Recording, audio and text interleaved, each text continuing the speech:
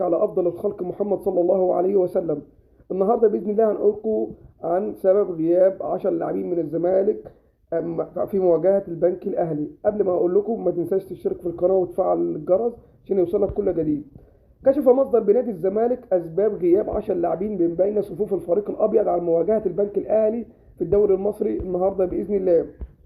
وجاءت أسباب غياب 10 لاعبين من الزمالك مواجهة البنك الأهلي كالتالي: سيف الدين الجزيري للإيقاف لتراكم الإنذارات، أما يوسف أوباما لعدم الجاهزية، محمد أشرف رؤى مرحلة تأهيل، هو طبعا كان بيتجوز وكان عنده إصابة فهو دلوقتي في مرحلة تأهيل، أما محمد صبحي وشيكابالا وإبراهيم نضاي تأهيل بعد الإصابات، كانوا مصابين ولسه بيعملوا تأهيل بعد الإصابة، أما محمود علاء وسيد عبد الله نيمار ومتابع وسيف جعفر دي رؤية فنية.